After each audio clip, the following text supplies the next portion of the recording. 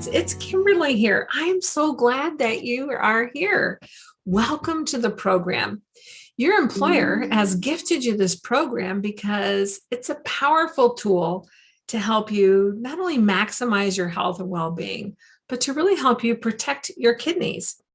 This program seeks to find folks who either have kidney disease or who are at risk for kidney disease, and then help to mitigate that risk. Many people who have chronic kidney disease are completely unaware. Matter of fact, 90% of people with really low kidney function, folks who are getting ready for dialysis, are completely unaware that they have any issue going on with their kidneys. Because this progresses silently, it often catches people by surprise, and we don't want that to be the case for you. So if you're thinking to yourself, I don't know why I'm in this program, I don't have any problem with my kidneys, well, stay tuned. That's fantastic. But I just want to open your eyes and help you have access to the information you need so that you can make the right decisions for yourself. You know, the most common causes of kidney damage that kind of sneak up on people are things like diabetes, high blood pressure, high cholesterol, gout, sometimes sleep apnea. In fact, we'll talk about that as well. Sometimes people develop kidney disease and even go on to dialysis just because they have prostate issues or because of overuse of NSAIDs, non-steroidal anti-inflammatory drugs like ibuprofen or Aleve, Motrin, those kinds of things. Your situation, your nurse coach will go through your situation with you individually. And so be thinking about, questions that you might have for your nurse coach.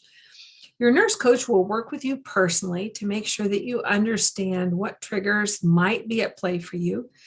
They'll help you to understand your lab values so that you can really ask really good questions of your physician. It's kind of like, when I take my car into the mechanic, if I know a little bit about cars, I can get so much more out of that visit, right? I can learn how to extend the life of my engine, how to get better gas mileage. And if I don't know anything about my car, I go in and I nod and I smile and I pay my bill, right? And I really don't get any extra value out of that visit. We want to make sure to arm you with the information that you need so that you can get the most out of the visit with your physician. Sometimes we don't even know what questions that we should be asking. Well, we're going to arm you with some really good questions. So through this program for today, what I really wanted to go over with you is what is a GFR and how do these things impact my kidneys? And what is this program going to require of me? This program really is designed around you. We work for you, not you for us, right? We're available to you when it's most convenient for you. If you need us, we're always here, and we always have a light on for you. Matter of fact, if there's ever a time that you can't get a hold of your physician, if you're not sure about something, maybe you're worried about an issue, don't stay up all night, don't fret about it. If you're not sure if you should go to the emergency room, call us, we'll help you. You can reach out to me anytime, day or night. I promise you're not bugging us. If you were, we'd go get a different job, right? So you call me if you need to. Again, my name's Kimberly. And my number is 208-918-3715. You have a whole team of nurse coaches here who really want to help you in any way that you require. And while this program does focus on kidney health, keep in mind, everything impacts your kidneys. Your kidneys are comprised of little bitty filters called glomeruli. The glomerulus, I kind of think about it like a ball of capillaries, a tiny little ball. Comprised of blood vessels that are truly as thin as a strand of hair, tiny, tiny little blood vessels. And these filters, just like if I had I'm sure you've had a Brita water filter, right, on your kitchen counter. When I have a new filter in my water filter, it filters really fast, right? Much like the filters in our kidneys. When our filters are new and fresh and pristine, it's been a while since my warranty's expired, right? But when our kidneys are fresh and new, they filter really fast. And as we get older, it's natural for our filters to slow down a little bit. And so we can see that happen with the GFR. As we get older, it naturally falls a little bit, right? But some things can damage our kidney filters faster than they should be, those little glomeruli. Things like high blood pressure. If you think about it, high blood pressure, if I held up a coffee filter and I had you aim a fire hose at it, the pressure in that fire hose would rip that coffee shred to bits, right? It's kind of what happens in the body. When blood pressure is high, it does a lot of damage to the blood vessels that make the filters in the kidneys, the glomeruli. Likewise, blood sugars. When blood sugars are high, if you think about it this way, have you ever tried to make homemade candy? And you dissolve sugar until it won't dissolve anymore, right? It gets thick. A lot of that same process is happening in the blood vessels. When our blood sugars are elevated, and even a temporary uptick in blood sugars, a temporary spike can still cause damage to the inside of the blood vessels, the intima lining, that inner layer of the blood vessels. And that's what makes up your filters. So when sugars are high, if you think about it, it's a lot harder for your heart to push syrup, right? So that's why it's really common for us to see high blood sugars and high blood pressures going together, right? They feed off of each other. Not to mention the viscosity in the blood kind of rips up that inner layer, that intima, that inner lining of the blood vessels. So you can see how high blood sugars and high blood pressures over time are going to do some damage to those blood vessels that make up the glomerulus in the kidneys. Now, keep in mind things like smoking. If you smoke, we're not going to chew you out for smoking. There's a reason why you smoke. So, there's plenty enough to feel guilty about, and we don't want you to feel any guilt here. We're going to talk about just plain pathophysiology and why things work. But if you think about what happens with tobacco use, tobacco binds vitamin C. Vitamin C is what makes, it's why it's in my favorite face cream, right? Makes your skin soft and supple. Does the same thing on the inside of the blood vessels. And so with nicotine use, binding vitamin C, what happens is we can't make enough collagen. And so those blood vessels are not soft and supple anymore. They're kind of friable. They're prone to nicks and tears. So when you add on smoking, high blood pressure, oftentimes too, smoking constricts the blood vessels, which causes blood pressure to go up. So you can see how sometimes these things can work together. While they're pretty powerful independently, when you have a few of these things, it compounds the damage to the kidneys. And what happens when you have damage to the inside of the blood vessels, right? Whether that's from smoking or from high blood sugars or high blood pressures, that calls in more cholesterol. Cholesterol kind of works like spackling on a wall. If I had hung a picture on my wall and I wanted to cover up that hole, I'm going to get some spackling and cover up that hole. It's kind of what cholesterol does on the inside of the blood vessels. When we have a lot of damage and you have a lot of layers of that spackling, you can see that it would make the diameter of the blood vessels even smaller. That constricts the blood flow. When blood flow can't get to the filters, right? Just like if water isn't going through my filters, it's not going to filter very well, right? Dehydration can sometimes cause a temporary damage to the filter, right? If we don't have water going through, if my kids never, they'll often drain that filter and won't keep it wet, right? Then you got to go back and reprime the filter. It's the same thing in the kidneys. Got to keep those filters wet. We need half of our body weight in healthy fluids. Notice I said healthy fluids. Things like caffeine and alcohol can act as a diuretic, meaning they draw water out of the cell.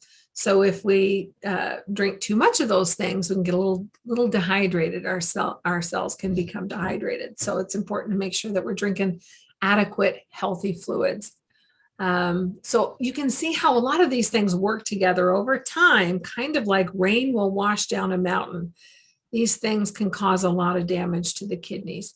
Now, we're not talking about genetic factors. Some people have genetic factors like focal segmental glomerular sclerosis or polycystic kidney disease.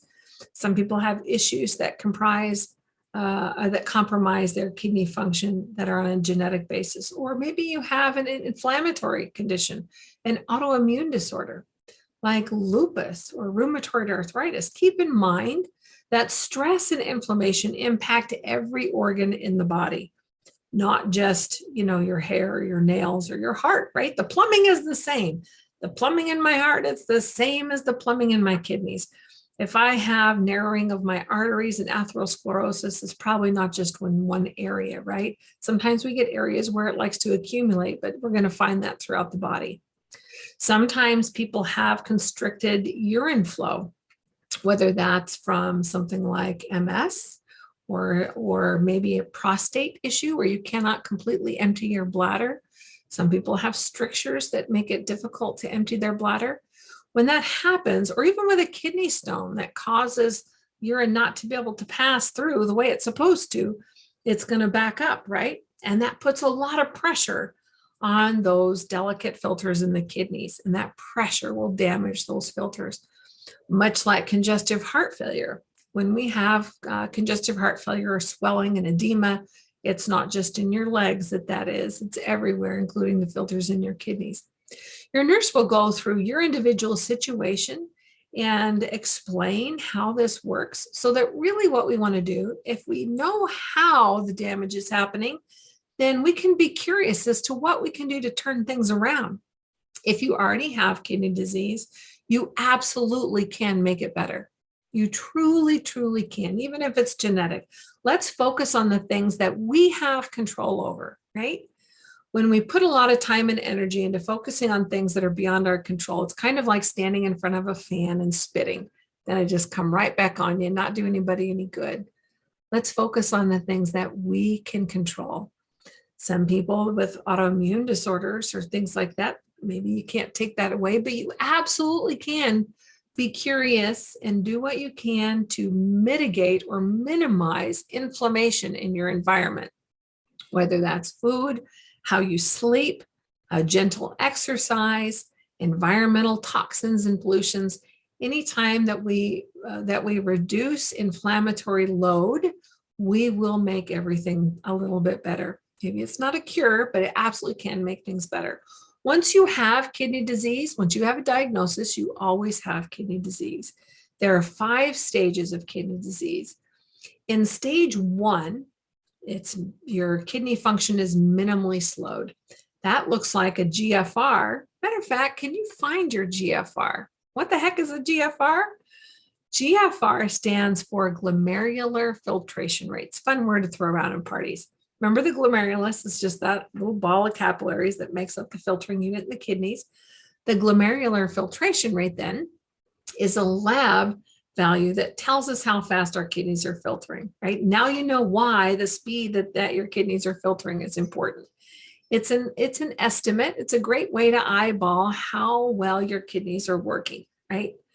That normal for a GFR is above 90, but keep in mind, you can dip below 90, and that doesn't necessarily mean that you have kidney disease, right? Sometimes it can just be that you're getting a little older. And this is one of the reasons why kidney disease is often not caught until it's later.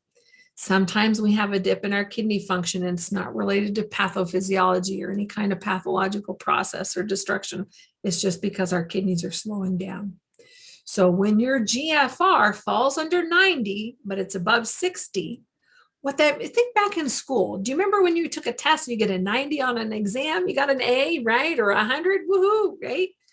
And if you got a below a 60, it's a D. You might want to get a tutor. You're not flunking, but there's definitely some room to improve so you don't flunk out, right? The GFR is much like that school scale, right? So when you're below 90 but above 60, what that means is you're not flunking, right? It means that if you have a diagnosis of kidney disease, you're at stage 1 or 2, early kidney disease. Once the GFR falls under 60, and if it stays there for 3 readings in a row, what that means is you likely have stage 3 kidney disease, right? Whether it's diagnosed or not, you have a persistent decline in your kidney function. Now, some people have a temporary dip. Maybe they had an infection, or maybe they had a kidney stone or something like that. or maybe they were dehydrated and the GFR dips under 60, but it comes back up. That's one of the reasons why people aren't diagnosed quickly. Most alarms on your laboratory values are not going to go off until that GFR drops under 60. So let's say that your labs last year, if you find your labs, let's look at those. When your nurse calls, make sure that you have those handy to go through with your nurse. Sometimes it's hard to find. It can be listed on your labs as GFR, as lowercase e, EGFR, or sometimes it says glom fill rate. And sometimes you'll see on there, it'll say AA and non-AA, so it can be kind of confusing. You're going to know you're in the right place. When you're on the labs, it'll say you'll be on a sheet of labs called a metabolic panel, and you'll have a BUN on there, you'll have a creatinine, you'll see things like potassium and calcium and sodium. You'll know you're in the right place. So when you look at that lab, let's say that if you looked at your labs from last year, and let's pretend that maybe your GFR was 92. It's fantastic. Pat yourself on the back. That's really good. You got an A. And let's say that maybe you look at the next labs and they're 86. That's a little dip, but it's fine. Then it's 76, and then it's 72, and then it's 63, and then it's 58. Well, you can see a pattern there, right? And you can see a slow and steady decline. That's where you want to stop and say, hey, I've been watching my GFR and I've noticed that I've dropped 30 points in the last couple of years. Is that something I should be worried about? Why or why not? And that's how you can do your part to make sure that you can avoid a diagnosis. Like I said, though, many people aren't diagnosed until it drops under 60. So now you're 56 and the doc says, if the doctor catches it, right? The doctor's going to say, wonder if it's going to stay down there. Let's recheck it. Maybe they'll tell you to go home and drink some more water. So a few months go by and you recheck it, and now it's 54. And they say, let's check it one more time. Well, maybe now it's 46. Well, now you definitely have stage 3 kidney disease, and that's a drag, right? And if it continues to decline like that, stage 4 happens when that GFR drops under 30. And once that drops under 15, that's stage 5. That's when they start getting ready for dialysis. We want to avoid that, right? You absolutely can improve your GFR. Sometimes, many people do. I've worked with thousands of people all across the country. A lot of people can. I've seen people even in very low GFRs be able to do as much as double their kidney function in a few months by addressing the factors that are causing the damage in the first place. Now, keep in mind, once you have kidney disease, you always have it. But yes, you can do a lot to make that better and hold that off. Many people who are on the path to dialysis are able to halt that progression. If that's you, know that we're going to link arms with you and help you avoid that. Keep in mind, if you do need dialysis, you have so many options available to you. You can dialyze at home. You can dialyze in a center. Many people dialyze on the go. I know a guy who dialyzes while he's driving to work. There's so many things, so many different options that are available to you. We're going to talk about all of those in our time together. But for now, if you have kidney disease, I don't want you to fret. Let's link arms and let's focus on what we can do to make that better. You absolutely do have control. If you don't yet have any issues with your kidneys, let's keep it that way. Let's look at a set of labs and kind of see where your GFR is sitting and watch that trend over time. You will have, or you'll find in your portal, something called a My Health Information. This is really handy and it's just for you. It's a great place for you to record your medicines and make sure that you take that into your physician visits. A lot of times we think our physicians are talking to each other. If you see multiple providers, and they really do. They have a heavy, heavy load. So we have some personal responsibility. I have not met a doctor yet who's going to come over and cook me breakfast and make me go for a walk and do the things I'm supposed to do. We have some personal responsibility there. So let's help our providers out a little bit. Keeping track of your labs and keeping that in your wallet's really handy to be able to take that on a visit and make sure that your cardiologist knows what your endocrinologist is doing, right? What does a heart guy he does need to know what the endocrinologist is doing, your diabetes doc. If you have a nephrologist, a kidney doctor, they're the captain of your ship. And it's super important that if you have kidney disease, particularly advanced kidney disease, that your nephrologist, that your kidney doctor knows every change that's being made to your medicines by any provider. It's really, really important. And you can call us, so you can call your provider office and say, hey, I need to talk to the nurse. I've had some med change. I want to make sure it's okay. This is really, really important. Sometimes providers unknowingly can kind of play tug of war with your body. It's not intentional, but it happens sometimes. And we really want to make sure that the captain of the ship is always at the helm, and he needs to know everything, or she needs to know everything that's going on with your medications in particular. It's also a great place for you. Keep in mind, diabetes is the #1 cause of kidney disease. If you have diabetes, it's particularly type 2. Now, type 1, once the cells in the pancreas that produce insulin are destroyed, can't resurrect them. Once they're dead, we can't bring those back to life. If you have type 2 diabetes, the pancreas is sleepy. It's tired, it's worn out. And we're going to talk more about that later. But I'm going to challenge you and ask you, do you want to keep it? You don't have to keep type 2 diabetes. You absolutely can wake up a sleepy pancreas. Wouldn't that be great? If that's a goal for you, it's one of our favorite things to help people with. And the tool that's going to help you the most with that is that tracker that's included in your My Health information. You can improve anything in your life. I don't care if it's your blood sugars or your cholesterol, your dress size, your finances, your sex life, whatever it is that you want to improve. If you can track it, you absolutely can do something to change that. So make that your friend. We're going to talk more about that in the meanwhile, but start tracking things. You are important, and you absolutely have control over your health, and we'll help you every step of the way. So in the meantime, feel free to browse around your portal. There's some forms for you to sign or to let us know that it's okay if you have a spouse, if they call and they're concerned about you. Do you want us to share information about them? We cannot share any information about you with anybody who's not directly involved in your healthcare, right? Your physician is involved in your healthcare.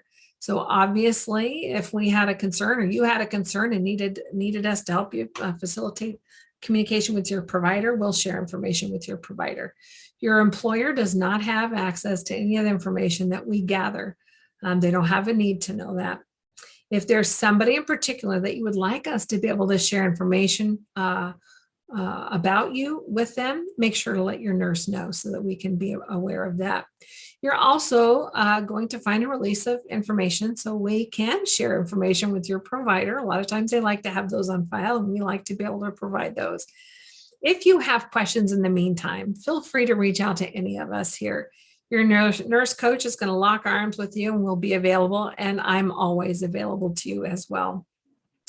And again, feel free to, like I said, feel free to browse the site. You can start your initial assessment form that really helps your nurse to dive in quickly to what's most important to you.